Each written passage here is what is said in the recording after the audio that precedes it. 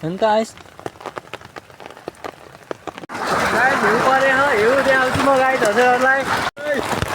देख्न सक्नुहुन्छ यहाँ छाता लिएर आएको छु गाइस त्यहाँ असिना बरके मेरो या लाए गाइस म लाग्यो असिनाले बाहिर आएको छु असिना हेर्थेर सबै पाउडर परेछ मोबाइल पऱ्यो के असिना त फेरि ल टिपेर खाइदिउँ न त एक दुईवटा च्यारप्प लाएर यस्तो दामी असिना परेको रहेछ बबाल असिना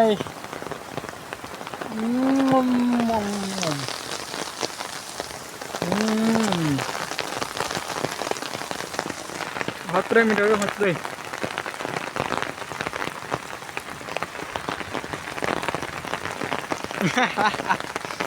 गाई त असिना खाएर नि छिट्टै मजा खायो क्या छिट्टै होइन असिना यसरी खाने हो क्या सेतो डल्ला गाई फ्रिजको र यो असिना भनेको मिहिनेत हटाउनु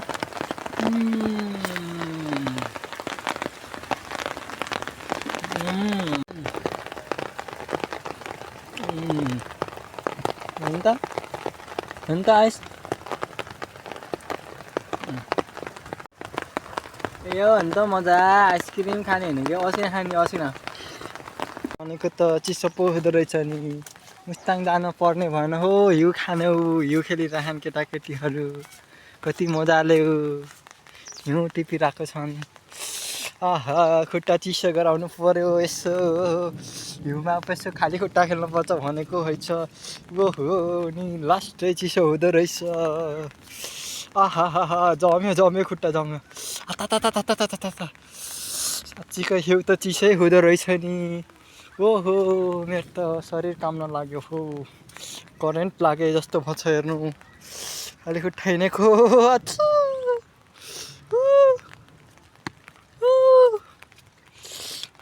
ब्लड प्रेसर हाई भयो जस्तो छ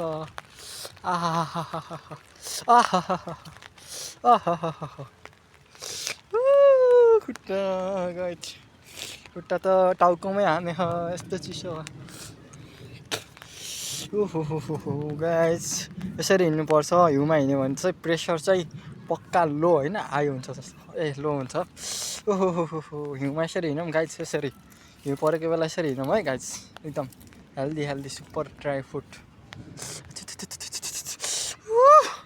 हजुर हिउँ खेल्न पाइयो बुटोलमा हिउँ परिसक्यो छ गाइस अब मुस्ताङ किन जाने हामी यहीँ खेल्छ हिउँ हेर्न सक्नुहुन्छ हिउँ